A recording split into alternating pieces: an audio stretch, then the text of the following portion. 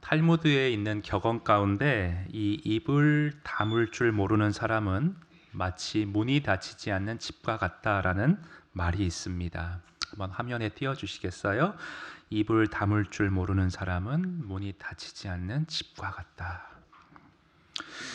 여러분께서 집 밖으로 나가 좀 외출을 해보려고 할 때 만약 집 문이 고장나서 닫히지 않는다면, 잠기질 않는다면 불안해서 밖으로 나갈 수가 없겠지요. 그런데 우리가 이토록 문단속에 대해서는 과민하게 민감하게 반응하는 데 반해서 이 입을 단속하는 일, 내 입을 좀 다물고 절제하는 일에 관해서는 많은 분들이 별 대수롭지 않게 둔감하게 크게 신경 쓰지 않고 지나치는 경향들을 보입니다. 그러나 오늘 성경 야고보서 본문은요, 다른 무엇보다도 우리가 늘 이 입을 다스리기 위해 주의를 기울여야 한다 말씀해 주시는데요. 그렇게 말씀하시는 이유는 조금만 긴장을 늦추면 일상에서 언제든 순간적으로 우리가 말 실수를 할 가능성들이 누구에게나 다 산재해 있기 때문에 이런 말씀을 길게 우리에게 주고 계십니다. 여러분, 오늘 읽었지만 본문 2절 말씀 다시 한번 읽어볼까요? 다 같이 2절 시작.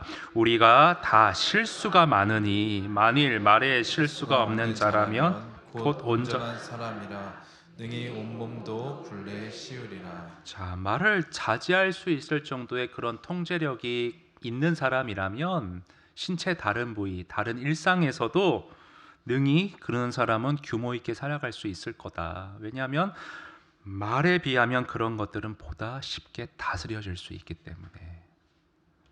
그 말을 길들이기가 얼마나 힘든가 하면요, 거기 뭐라고 나와 있냐면 8절 보세요. 혀는 능히 길들일 사람이 없다.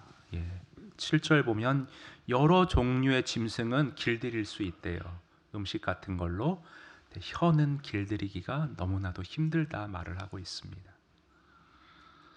여러분, 이어서 3절도 볼게요. 좀 왔다 갔다 하는데 3절 보시면 우리가 말들의 입에, 여기서 말은 타고 다니는 말입니다.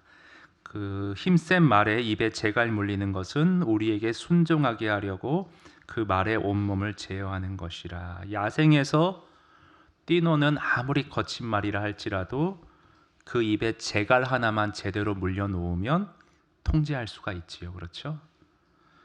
마찬가지예요. 이 입의 말을 통제하는 것이 우리 인생 전체를 컨트롤하는 데 있어서 그만큼 큰 역할을 차지한다는 걸 지금 말씀해 주고 있습니다. 자, 이런 흐름이요, 오늘 야고보서 3장 1절부터 12절 단락에 전체적으로 계속 흐르고 있습니다. 근데 여러분 한번 생각해 보세요. 우리가 평상시에 무슨 말 실수를 그렇게 많이 합니까? 인지하지 못할 수 있어요. 여러분, 내 일상생활 가운데 주로 내가 어떤 말 때문에 기분이 상하고 또 상처를 받는지 한번 되돌려 보세요. 그 명절 때 오랜만에 친척끼리 그냥 관심이 있어서 묻는 거 있잖아요. 뭐 출산, 결혼, 입시, 성적 이런 거 묻잖아요. 그런데 상황에 따라서 그런 물음들이, 관심들이 상처가 될 때가 있어요. 이번에 학교 갔어? 남편 이번엔 좀 승진했어? 이렇게 무심코 던진 말이 처한 상황에 따라서는 가슴 안에 풀리지 않는 멍울이 된다고 합니다. 시어머니가 며느리에게 아유, 우리 손주들은 아빠 닮아서 키가 크고 체격이 다 좋은데 엄마를 닮아서 좀 돈을 헤프게 쓰고 다니는 것 같아. 이게 무슨 말이에요? 좋은 점은 다 아빠를 닮았고 내 아들 닮았고 나쁜 점은 전부 며느리 닮아 그렇다는 식의 말을 그냥 뭐 웃으면서 넘길 수도 있는데 이게 쌓이면 좀 서운할 수가 있죠. 반대로요, 우리 남편들도 참 사연들이 많더라고요. 왜 이것도 못하냐는 식의 그런 말들이 있잖아요. 그러니까 이 남자는 인정을 받고자 하는 욕구가 있는데 자꾸 비교하는 거예요. 그 동창회만 나갔다 오면 아유, 우리 친구 남편들은 주말이면 애들하고 밖에서 같이 놀아주고 그렇게 가정적일 수 없다는데 당신은 맨날 TV 앞에서 그 모양이야.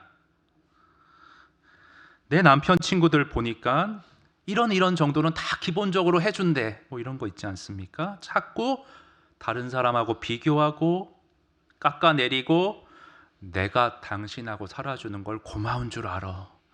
내가 당신 구제해 준 거잖아. 뭐 이런 거 있잖아요. 나 아니면 결혼 못했어.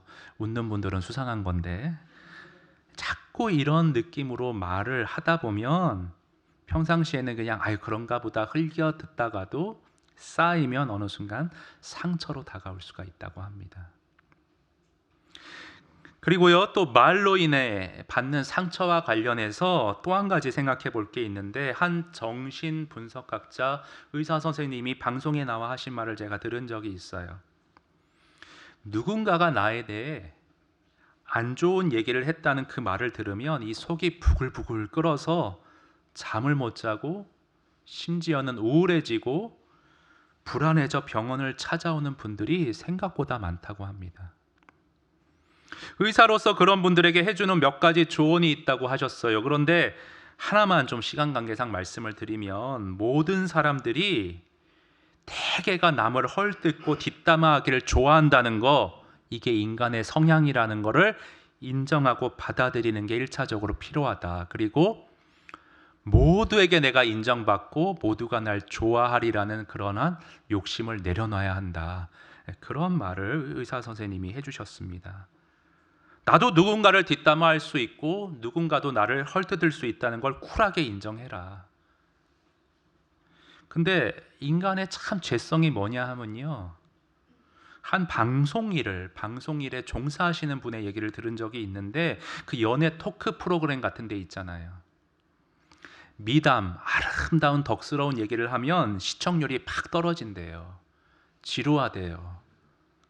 근데 반면에 무슨 사건 사고, 누가 바람을 폈다더라, 폭행을 했고 어떻게 됐다더라, 이런 얘기 막 하잖아요. 시청률이 확 뛴다고 합니다. 그래서 뒤에서 누군가에 대해 얘기할 때도 좋은 얘기보다는 이런 식의 어떤 자극적인 얘기들, 본능적으로 끌리는 거예요. 이게 신앙적으로 지금 옳지 않은데 하면서도 정력적으로, 본성적으로 이런 얘기들에 관심이 쏠리는 거예요. 그래서 그게 정말 사실인지 사실관계 여부를 차분히 따져볼 생각은 들지 않고요, 그냥 내 죄성을 자극하는 바에 이끌려서 나도 모르게 그 분위기에 동조가 되고 휩쓸리게 된다는 거죠. 우리의 죄성이 항상 들끓고 있기 때문에 이렇게 이리저리 제어하기 힘든 야생마처럼 어느 순간 나도 그 말을 받아서 더욱 비틀고 와전시켜서 다른 데 확대 재생산하는 경우도 있다고 합니다. 오늘 본문은요, 우리가 그냥 일상적으로 하는 당신 나 아니었으면 결혼 못해서 이런 얘기 말고, 그런 어떤 조금 뭐랄까 비성숙한 얘기, 그런 거 말고 우리가 일상에서 왜곡되게 거짓되게 사실을 비틀고 말을 자꾸 전파해 나갈 때 내가 속한 공동체가 다 불태워질 수 있다는 그 파괴적인 측면을 오늘 야고보는 우리에게 경고해 주고 있는 것입니다. 야고보서가 교회를 향해 쓴 서신인 거 알고 계시죠? 미성숙한 사람들이 있었던 것 같아요. 어떤 부분에서 미성숙하냐? 이 말을 자꾸 비틀고 왜곡시켜서 와전시키는 거. 14절 끝부분 보세요. 진리를 거슬러 뭐하지 말라? 거짓말하지 말라 말하고 있습니다. 여러분 좀 성경 왔다 갔다 하긴 하는데 넘기는 소리 너무 성령이 좋아하신다는 그런 말이 있습니다. 1절로 다시 올라가 보세요. 여러분 1절 보시면, 내 형제들아 너희는 선생된 우리가 더 큰 심판을 받을 줄 알고 선생이 많이 되지 말라. 여러분, 왜 선생들이 더 큰 심판을 받게 된다, 그런 가능성이 있다, 왜 그런 말을 하냐 하면, 그 QA 주석 성경이 있습니다. 다음과 같이 풀이했는데 화면 한번 보겠습니다. 남을 가르치는 지위에 있는 어떤 선생된 자가 거짓 가르침을 전한다면 그는 신자들의 전체 그룹을 파괴시킬 수 있다. 그만큼 영향력이 있으니까요. 그래서 야고보는 선생이 되려는 자들에게 더 큰 심판의 위험성이 있음을 엄중히 경고하고 있다. 여러분 실제 그렇습니다. 과장이 아니에요. 이 거짓된 말, 왜곡된 말이요. 얼마나 파괴력이 있냐면 공동체 전체를 와해시킬 수 있어요. 여러분 그런 말 아세요? 36개 중에 그 33개가 반간계라는 것이 있는데 힘들이지 않고 적을 무너뜨리려면 거짓 정보를 서로 이간질하는 정보를 흘리라는 그런 말이 있습니다. 여러분 근데 야고보도 이거를 인지해서 이렇게 말을 하고 있어요. 5절 보세요. 5절 한번 다 같이 읽어볼까요? 시작. 이와 같이 혀도 작은 지체로 돼 큰 것을 자랑하도다. 보라 얼마나 작은 불이. 얼마나 많은 나무를 태우는가. 여러분 산불난 현장 가본 일이 있으세요? 산에 불이 한번 붙으면요 어지간해서는 불길 잡을 수가 없습니다.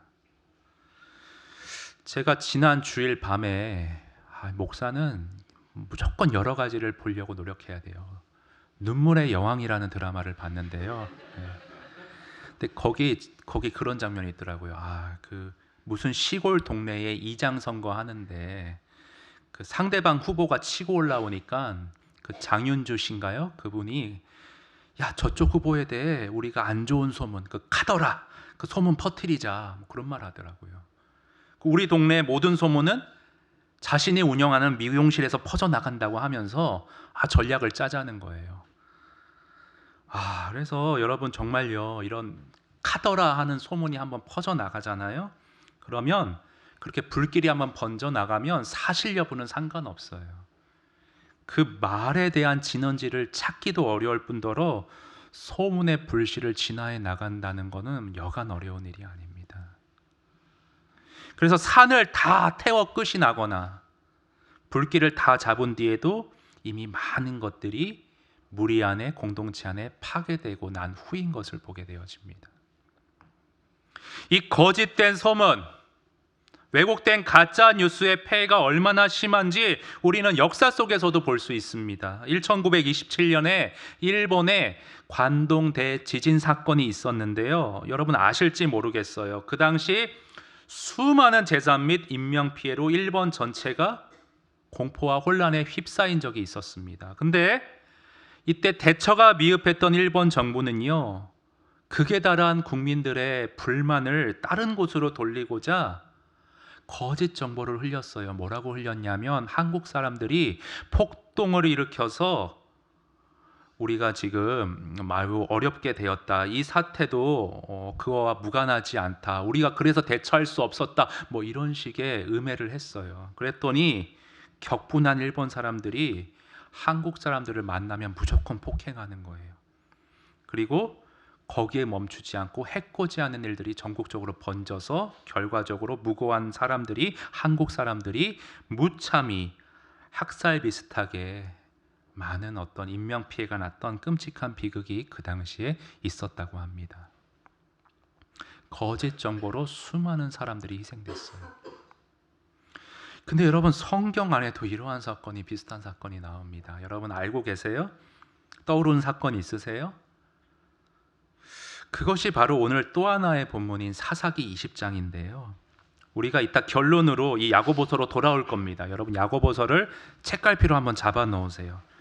이따가 돌아올 테니까 한번 잡아 놓으시고 구약 성경 사사기 한번 보겠습니다. 참 구약은 드라마와 같이 우리에게 실질적인 사건들을 눈앞에 그려주죠. 그래서 우리가 좀 구체적으로 적용을 할 수가 있는데 사사기 20장 구약 성경 397페이지입니다. 자, 사사기 20장 3절부터 11절인데 봉독하기보다는 제가 하나하나 그냥 짚어드리면서 설명드리겠습니다. 자, 20장 3절 한번 같이 읽어봅니다. 20장 3절 시작. 이스라엘 자손이 미스바에 올라온 것을 베냐민 자손이 들었더라. 이스라엘 자손이 이르되 이 악한 일이 어떻게 일어나는지 우리에게 말하라 하니. 예, 거기까지요. 지금 이 말을 이해하려면 그 앞쪽에 사사기 19장 사건을 아셔야 되는데 시간 관계상 일일이 다 설명하진 않겠습니다. 19장에는 어떤 일이 있냐면 동네 불량배들이 레위인의 첩을 욕보이고 살해하는 끔찍한 범죄가 벌어지는 장면이 나옵니다. 자, 이에 이스라엘 공동체가 다 모여서 사건의 경위가 어떻게 된 건지 그거를 잘 한번 들어보고자 레위 사람을 불러서 당사자인 레위 사람을 불러서 자초지정을 지금 묻는 거예요. 그게 이제 대답을 하는데 4절 5절이죠. 제가 읽습니다. 레위 사람 곧 죽임을 당한 여인의 남편이 대답하여 이르되 내가 내 첩과 더불어 베냐민에 속한 기브아에 유숙하러 갔더니 기브아 사람들이 나를 치러 일어나서 밤에 내가 묵고 있던 집을 애워싸고 나를 죽이려 하고 내 첩을 욕보여 그를 죽게 한지라. 자, 지금 이 대답만 들으면요, 순전히 저 불량배들이 나쁜 애들이고 나는 일방적인 피해자다, 지금 그 느낌이잖아요. 그렇죠? 불량배들이 몹쓸 사람들이고 나쁜 짓 한 거는 맞아요. 팩트예요. 그런데 그 사건 속에서 레위인에게 대처했던 레위인의 반응 가운데 전혀 지적할 게 없었냐? 그건 아니에요. 레위인은요, 어떻게 했냐면 그 앞에 나중에 보시면요, 자기 살고자 첩을 끌어다가 그들 앞으로 내세웁니다. 그래서 자기는 쏙 빠져요. 그리고 얼마나 엽기적이냐면 밖에서 몹쓸 죄를 당하는데 방 안에서 본문의 정황을 보면 편히 자고 있었던 걸로 추정할 수가 있어요. 제가 예전에 분당 우리 교회에서 사사기 19장 설교한 적이 있었거든요. 근데 유튜브 아직도 떠 있더라고요. 사사기 19장 박삼열하면 나옵니다. 혹시 참고로 시간이 있으신 분들은 한번 보세요. 그런데 지금 이 레위인이 대답을 할 때는 자기의 치부는 쏙 빼놓고요, 오로지 불량배들의 악행만을 부각시켜서 지금 말을 하고 있는 모습을 보이고 있습니다. 사실은 말을 하는데 부분적으로는 사실인데 교묘하게 비틀어서 말을 했던 거예요. 그런데 문제는 뭐예요? 이 교묘하게 비튼 말에 사람들이 다 일제히 선동이 됐다는 거예요. 그래서 일제히 칼을 들고 일어나서 민족끼리 서로 찌르고 죽이는 대규모의 확살이 이 왜곡된 정보 하나 때문에 일어나고 맙니다. 그런데 여러분, 이와 같은 비극이요, 오늘날 교회 안에서도 반복되고 있다는 사실을 아십니까? 어떤 교회에서 있었던 일인데요, 새로 부임한 담임 목사님에 대해서 평소에 안 좋게 생각하던 한 성도님이 계셨어요. 지극히 개인적인 관점으로 새로 오신 목사님을 폄하하는 말들을 여기저기 하고 다녔습니다. 물론 이분의 말 속에는 부분적인 사실도 있어요. 그 목사님이 부족한 부분이 있었죠. 그러나 지극히 개인적인 감정에서 발현된 많은 부분이 과장되고 왜곡이 많았다고들 합니다. 그런데 문제는요, 이 말을 들은 몇몇 분들이 동요가 되어서 목사님에 대해 어떤 색안경, 편견을 갖게 됐고 그것으로 교회가 파벌이 형성이 되어서 둘로 갈라지는 참담한 일이 벌어지고 말았습니다.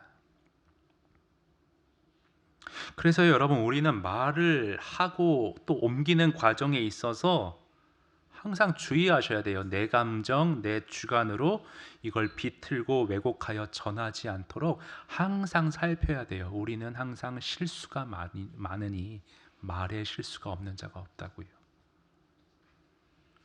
여러분, 동시에 또 하나는요, 어떤 말을 들으실 때 사람들의 말이 불완전하다는 것을 인지하고서 그대로 무조건 다 들을 것이 아니라 정보의 진위 여부를 신중히 따져보는 태도가 필요합니다. 사실 오늘 본문에서 보여지는 이스라엘 공동체의 모습에는 그러한 신중함이 결여되어 있어요. 그저 왜곡되고 자극적인 말로 군중을 선동하는 레위인의 교묘함에 그저 휩쓸려가는 그런 미숙한 모습만을 보입니다. 사람이 불완전해서 그렇게 말을 전할 수 있는데 듣는 사람들이 깨어서 이거는 이거고 저거는 저거고 다 이렇게 좀 나눌 수 있으면 공동체가 깨어질 위험성이 훨씬 줄어들겠죠. 여러분, 얼마나 이스라엘 공동체가 미숙했는지 6절 한번 보겠습니다. 6절 보시면요. 자, 지금 레위인이 대답하는 거예요. 내가 내 첩의 시체를 거두어 쪼갰대요. 엽기적이죠. 쪼갠 시신을 이스라엘 각 지파에 보냈다고 합니다. 여러분, 왜 이렇게 말도 안 되는 행동을 했냐? 왜 이렇게 경악스러운 행동을 했냐? 이 성경을 보면 참 놀라운 것이 강렬한 이미지로 사람들 안에 감정적인 동요와 분노를 일으키기 위한 수작이었어요. 쪼개진 시신을 보면 사람들이 얼마나 경악해요. 그래서 사실 여부와 관계없이 이 일을 일으킨 사람들 절대 가만두면 안 돼. 그렇게 들고 일어나게 만들었던 거죠. 여러분, 제가 조금 더 설명을 학적으로 정리하기 위해서 군중 심리라는 책이 있습니다. 일부분 읽어드리겠는데요. 한번 화면 보세요. 군중을 사로잡기 위해서는 군중의 정신을 채우고 떠나지 않는 강렬한 이미지를 심어 주어야 한다. 예를 들어 수년 전에 독감이 유행하여 파리에서만 몇 주 만에 5천 명이 사망했지만 이 엄청난 피해가 파리 시민에게 큰 충격을 주지 못했다. 시각적 이미지로 표현되지 않고 주 단위의 통계 숫자로만 발표되었기 때문이다. 그러나 만약 같은 날 에펠탑이 눈앞에서 무너지는 사고가 일어나 5천 명이 아니라 500명이 사망했더라면 군중은 엄청난 충격에 휩싸였을 것이다. 이처럼 군중에게 충격을 주고 그들을 사로잡는 것은 사건 자체가 아니라 사건이 일어나고 제시되는 방법이다. 무슨 말인지 아시겠어요? 독감으로 많은 사람들이 죽는 것에 대해서는 그저 무감각했는데 에펠탑이 무너졌는데 훨씬 적은 수가 사망했으면 시각적 이미지 때문에 더 큰 충격으로 그걸 받아들인다는 거예요. 그러니까 거짓 여부, 정보의 진실 여부가 중요한 게 아니라 얼마나 자극적이냐, 내 감정의 동요를 일으키느냐, 그것을 노리고 사람들을 선동하는 그러한 기술들이 있다는 거죠. 여러분, 근데 제가 계속해서 강조드리지만 뭐 그런 수를 쓴다 하더라도, 정치인들이 그런 술수를 쓴다 하더라도 우리 국민들이 깨어 있으면 저 사람의 말이, 저 사람이 지금 하는 행동이 얼마나 교묘한가 판단할 수 있으면 큰 문제가 안 되거든요. 근데 이스라엘 공동체가 그러한 분별력이 상실된 상태였다는 거예요. 마지막으로 8절 보실 텐데요.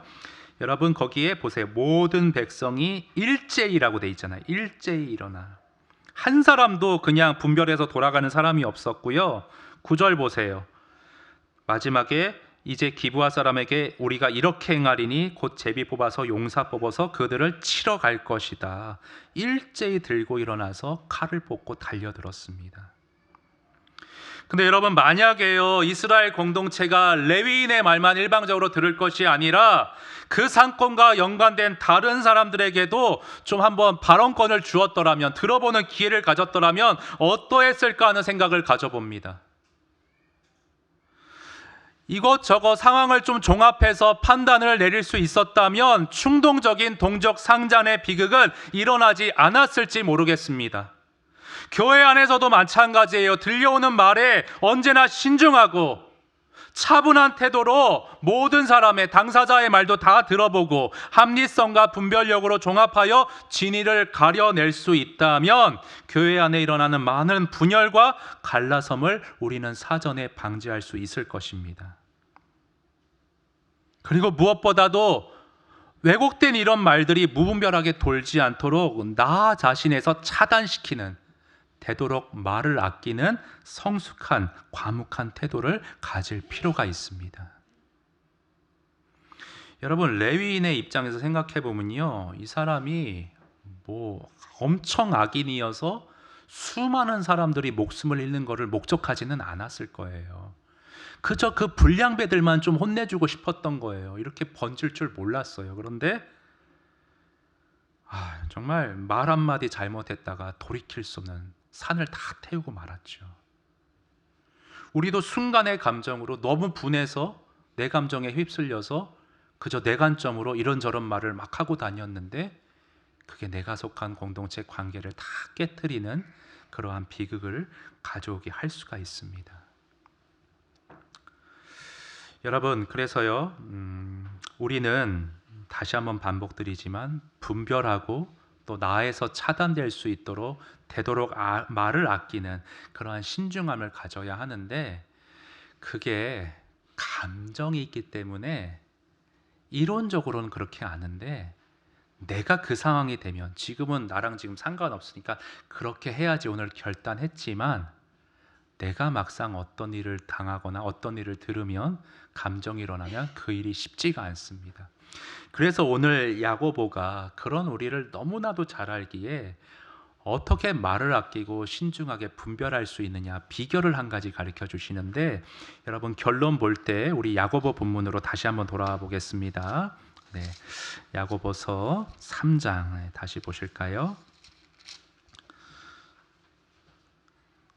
자, 비결에 대해서 우리가 어떻게 말을 자제할 수 있느냐, 말 조심해야지 이렇게 의지로 되는 게 아니라 13절 한번 같이 읽어봅니다. 시작. 너희 중에 지혜와 총명이 있는 자가 누구냐? 그는 선행으로 말미암아 지혜의 온유함으로 그 행함을 보이지니라. 자, 우리가 말을 제어하기 위해 지금 야고보가 연이어지는 단락에서 하는 충고를 보면, 여러분 지혜의 온유함, 그러니까 무슨 말이에요? 우리 속, 우리 내면의 온유함을 지금 언급하고 있는 것 주목해 보시기 바랍니다.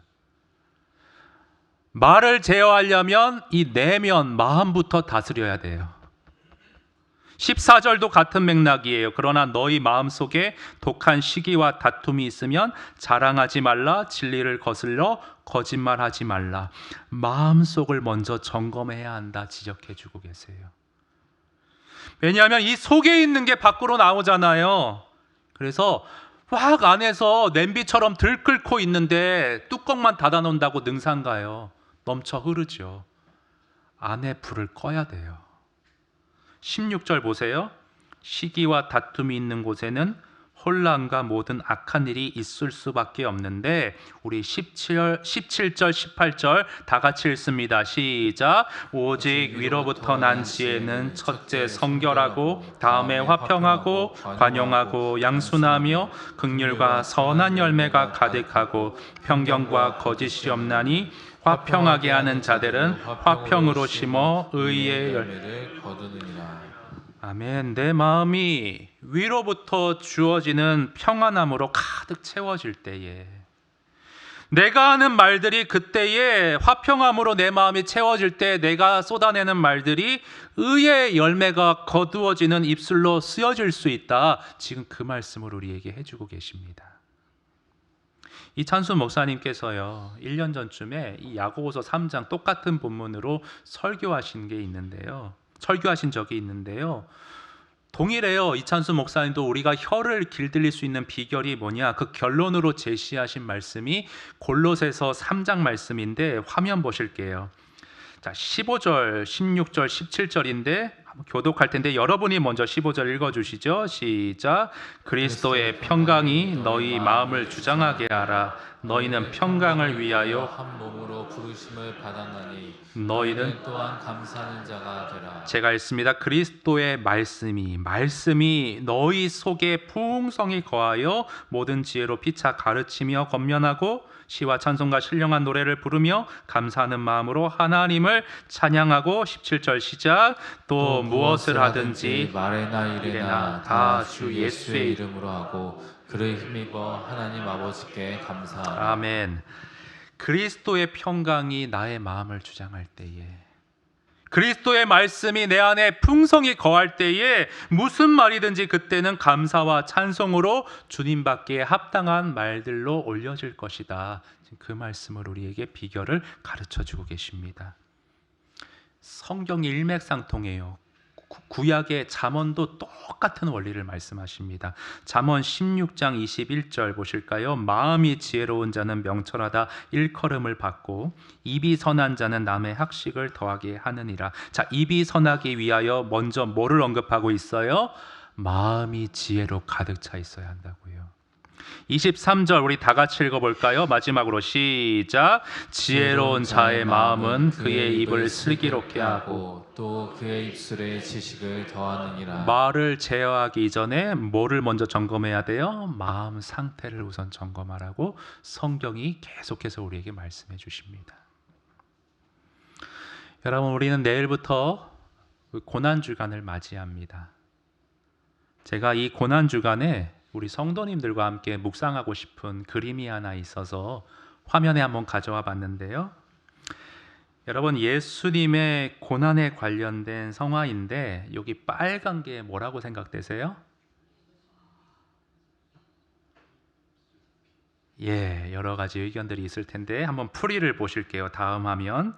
십자가에 달린 예수님을 상징하는 이 그림에서 눈에 띄는 건 십자가 아래 타원형으로 넓게 자리 잡고 있는 분홍색 형상입니다. 대개는 창에 찔린 예수님의 옆구리, 즉 성은으로 이해하지만 제게는 오히려 사람의 입술로 보입니다. 예수께서 겪으신 고통 중 가장 큰 고통은 사람들이 쏟아낸 거친 말이었겠구나 하는 생각 때문입니다. 사람들이 사실과 다르게 자신을 비난하고 조롱하는 소리를 들으셨을 때 그 하나하나의 말은 마음과 몸에 독화살처럼 깊숙이 박히지 않았을까 싶습니다. 우리는 말로 누군가를 조롱하거나 아픔을 주는 일이 없어야 하겠습니다. 말로 입히는 상처는 창보다도 깊이 마음을 찌르기 때문입니다. 여러분, 우리를 구원하기 위해 사람들로부터 모진 오해와 비난과 조롱을 다 감내하신 예수님의 그 발자취를 묵상하는 이번 고난주간에 혹시 내가 그 당시 사람들과 같이 예수님을 오해해서 막 쏟아낸 거친 말들과 같이 내가 혹시 다른 누군가를 말로 상처 준 일이 없는지를 한번 돌아보시기를 바랍니다. 내 감정, 내 주관에 휩싸인 채 사실과 미묘하게 다른 방향으로 나에게 유리하게 말한 경솔한 부분이 솔직히 없었는지 한번 진지하게 점검해 보시기를 바랍니다. 우리의 그런 연약함과 실수를 다 짊어지시고 예수님께서 이 십자가 위에서 그런 우리를 구원하기 위해 물과 피를 다 쏟으셨습니다. 지금까지 내가 어떤 실수를 하든 책망하지 않으십니다. 다 품어주시고 용서하시고 이 십자가 아래서 회복시키시기를 원하시며 고난주간 우리를 부르고 계십니다. 우리를 용서하시고 우리를 새롭게 하기 원하시는 그 주의 품에 달려가 그 사랑 안에서 말의 온전함과 회복을 경험하시는 우리 모두가 되었으면 좋겠습니다. 그래서 이 십자가로부터 흘러나오는 주의 은혜와 사랑을 저와 여러분의 마음 안에 가득 채우는 의미 있는 한 주 되셔서 가득 채워진 마음 안의 은혜와 지혜와 사랑 가운데 이 우리 모두 화평함으로 말의 성숙함을 한 단계 더 진보적으로 이룰 수 있는 의미 깊은 고난주간 되시기를 바랍니다. 우리 그런 소망 가지고 하늘의 평화를 내 안에 채우고자 하는 그런 간절함으로 우리 이 찬양 함께 부르도록 하겠습니다. 내 영혼의 그 키 깊은 데서 내 영혼의 그 키 깊은 데서 맑은 가락이 울려가네 하늘 곡조가 언제나 흘러나와 내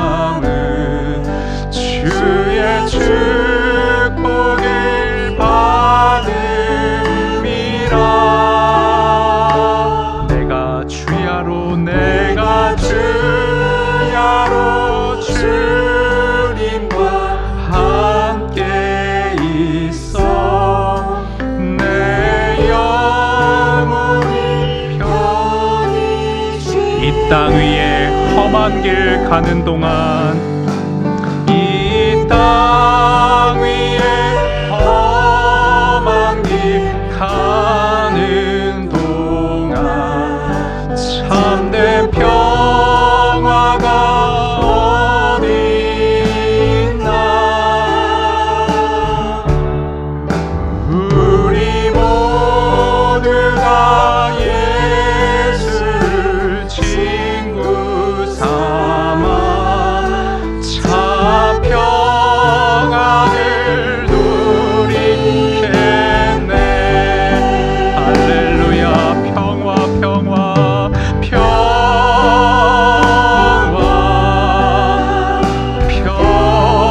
평화로다. 하늘 위에서 내려오네. 그 사랑의 물결 영원토록 내 영혼을 덮은 평화로다.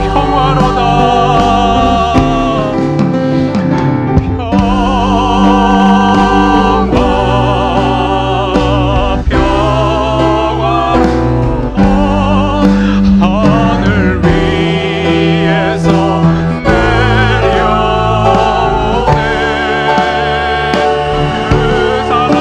그 사랑의 물결이 영원토록 내 영혼을 덮으소서. 그 사랑의 물결이 영원토록 내 영혼을 덮으소서.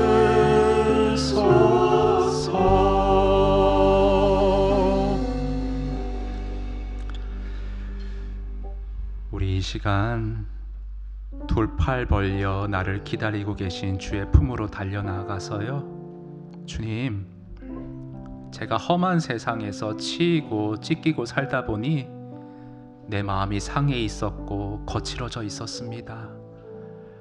하나님, 하늘로부터 쏟아 부어주시는 주의 은혜의 물결에 제 영혼을 맡기기 원합니다. 회복시켜 주시고 치유하여 주시고 어루만져 주셔서 그 마음으로부터 이제 선한 말들을 쏟아내는 의의 열매를 거두는 나의 입술 될 수 있도록 축복하여 주시옵소서. 하나님 아버지, 참 독한 마음으로 치인 마음으로 말을 과장시켜 전하는 어리석음을 범치 않기를 원합니다. 주의 은혜 가운데 나의 마음 지켜주시고 말을 아낄 수 있는 신중함 허락하여 주셔서 내가 가는 곳은 어디나 정말 내가 피스메이커로 화평함을 이룰 수 있도록 주님 저를 사용하여 주시옵소서. 우리 기도 제목 가지고 주님 앞에 나아가 우리 아뢰이고 구하며 은혜 구하도록 하겠습니다. 함께 기도하겠습니다. 하나님 아버지, 이 시간 주님께서 우리의 마음을 살펴주시옵소서. 하나님 아버지, 이 시간 우리 성도들의 마음을 주님 어루만져 주시옵소서. 하나님 아버지, 험한 세상을 살아가면서 너무나도 치이고 상처 입은 영혼들입니다. 하나님 아버지, 정말 내가 하지도 않은 일에 대해서 환난받고 정말 억울하고 화가 나고 독한 마음으로 하나님 아버지 가시가 아버지 상처가 쓴뿌리가 뻗어나가는 우리의 삶을 주님 긍휼히 여겨 주시옵소서. 하나님 아버지, 십자가에서 그런 우리를 구원하기 위해 불가피를 쏟으신 그 사랑에 우리의 영혼이 잠길 수 있기 원합니다. 하나님 아버지, 우리를 품어주시고 안아주시고 하나님 일으켜 세워주시는 주의 도닥임 손길 안에 내 영혼이 온전히 회복될 수 있기를 원합니다. 하나님 회복된 마음으로 평화의 아버지 화평함의 은혜 가운데 내 영혼이 온전히 세워져서 온전히 회복되어서 내가 하는 말들로 다른 사람을 살릴 수 있고, 내가 하는 말들로 다른 사람에게 소망을 줄 수 있고, 내가 하는 말들로 갈등을 봉합시킬 수 있는 피스메이커로서 하나님, 제가 예수님 닮아 그 발자취를 쫓아갈 수 있도록 도와주시옵소서. 우리의 본성은 다른 사람 말하기 좋아하고 다른 사람의 말을 과장하기 좋아하는데 주님 아버지 은혜로 꺾어주시고, 하나님 그 때문에 예수께서 십자가에서 당하신 고통을 생각하며 반복적인 죄를 짓지 않도록 하나님 내 자신을 살피는 이번 고난주간 되게 하시어서 우리 공동체가 한층 더 성숙함으로 말에 신중함으로 하나님 앞에 영광 돌리며 하나님 하나 되기를 힘쓰는 교회로서 뻗어나갈 수 있도록 주님 도와주시고 함께하여 주시옵소서. 주님 도와주시옵소서. 한없는 긍휼과 자비로 못난 우리를 끝까지 품어주시는 하나님 아버지, 우리 모두 말에 실수가 많으나 꺼져가는 심지 꺼트리지 아니하시고 다시금 기회 주시고 회복시키시는 그 주의 놀라운 사랑을 영원토록 찬양합니다. 하나님 아버지, 고난주간 그때 청중들만이 어리석은 것이 아니라 오늘 나도 누군가를 향해 독한 말을 쏟아내고 있는 것 주님이 아십니다. 하나님, 험한 세상에서 찢기고 상한 나의 마음이 그런 말들을 쏟아내는데 주님 나의 마음 치유하여 주시고 십자가의 보혈로 덮어주시고 하나님 어루만져 주시고 도닥여 주시어서 내 입에서 하는 말로 인해 누군가를 살리고 갈등을 봉합하는 정말 예수님 닮은 입술로 예수님의 역할을 조금이라도 실천하는 우리 자신이 될 수 있도록 인도하여 주시옵소서. 이번 고난 주간에 하나님 이러한 묵상이 더 깊어질 수 있기를 원합니다. 오늘 하루에 반짝의 감동과 도전으로 머물지 말게 하시고 하나님 말씀의 깊이와 넓이를 우리 성도들에게 더하여 주시어서 정말 말의 성숙함으로 주님의 교회를 세워나가고 내가 속한 공동체를 일으켜 세우는 교회, 또 섬기는 교회, 하나 되는 교회로서 주님께 영광 돌릴 수 있도록 주님 우리를 사용하여 주시옵소서.